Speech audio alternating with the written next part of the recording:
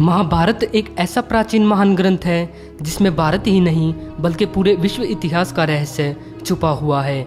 भारत में कई घटनाएं, संबंध, ज्ञान और विज्ञान से जुड़े रहस्य छुपे हुए हैं। महाभारत को धर्म और अधर्म के बीच हुआ इतिहास का सबसे बड़ा युद्ध कहा जाता है।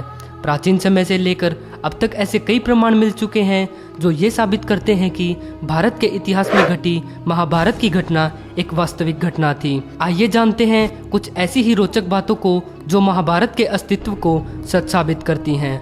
महाभारत में आज के शहरों का उल्लेख। पूरी महाभारत में 35 से ज्यादा शहरों के बारे में जिक्र किया गया है जो आज भी मौजूद हैं।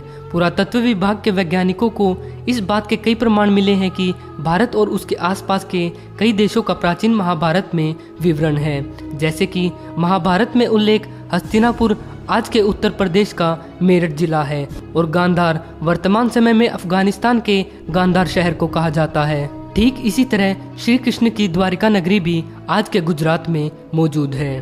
महाभारत और रामायण की समानताएं। वैसे तो रामायण और महाभारत दो अलग अलग युगों में लिखी गई है और ये दोनों ही बिल्कुल अलग अलग युगों की घटनाएं थीं।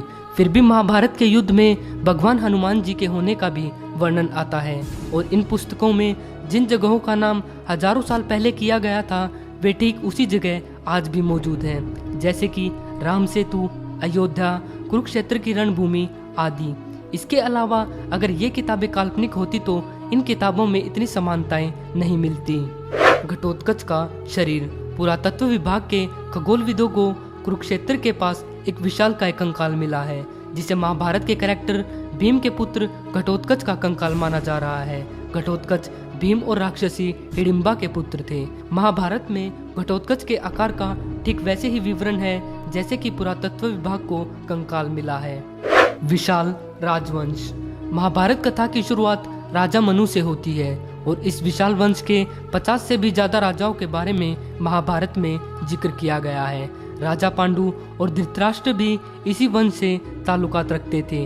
आप ध्यान से सोचिए कि अगर महाभारत कोई काल्पनिक कथा होती तो इसके लेखक इतने बड़े वंश के बारे में लिखने की बजाय सिर्फ 10 या 15 राजाओं के बारे में ही लिखते हैं और यह बिल्कुल भी संभव नहीं है कि किसी काल्पनिक घटना में 50 से भी ज्यादा राजवंशों का उल्लेख किया जा सके। कलयुग की सच्चाई। ऐसा उल्लेख मिलता है कि भगवान श्री कृष्ण ने अर्जुन को गीता का उपदेश महाभारत के 18 दिन चले युद्ध के दौरान ही दिया था, जिसमें उन्होंने कलयुग यानी कि वर्तमान युग के बारे में भी पूर्ण रूप से चर्चा की थी। आज जो भी घटनाएं हो रही हैं वो पहले से ही गीता में लिखी जा चुकी हैं। अगर आपको यकीन ना आए तो आप खुद ही गीता को पढ़कर अपने शक को विश्वास में बदल सकते हैं। कुरुक्षेत्र की रणभूमि। महाभारत का युद्ध कुरुक्षेत्र में लड़ा गया था जो कि हरियाणा राज्य के कुरुक्षेत्र जिले में मौजूद है। यहाँ आज भी वो मैदान मौजूद है जहाँ वो युद्ध लड़ा गया था। कहा जाता है कि युद्ध में बहे खून की वजह से कुरुक्षेत्र की मिट्टी का रंग लाल हो गया था और आज भी वहाँ की मिट्टी का रंग भूरा और लाल कलर का ही पाया जाता है। द्वारिका नगरी।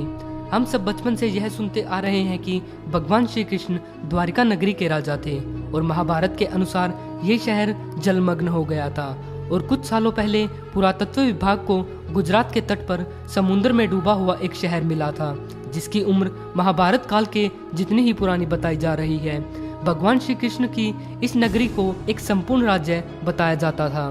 द्वारिका के बारे में प्रचलित लोक कथाओं में कहा जाता है कि समुद्र ने द्वारिका में रहने वाले लोगों को छोड़कर बाकी सारी नगरी को अपने अंदर समा लिया था। आज से कुछ सालों पहले तक भी श्री कृष्ण की द्वारिका नगरी को कोरी कल्पना बताया जाता था, लेकिन जब से समुद्र में इस पुराने शहर के प्रमाण मिले हैं तब से महाभारत के अस्तित्व के सच होने को हरी झंडी दिखा दी गई है, जो कि महाभारत के सच होने का एक बहुत बड़ा सबूत है। तो दोस्तों, ये थे महाभारत से जुड़े कुछ रोचक तथ्य जो महाभारत के अस्तित्व को सच साबित करते हैं। आपको यह वीडियो कैसी लगी कमेंट करके जरूर बताएं और अगर वीडियो पसंद आई हो तो लाइक करें, शेयर करें और ऐसी ही और भी रोमांचक और मिस्टीरियस वीडियो देखने के लिए हमारे चैनल को सब्सक्राइब जरूर करें।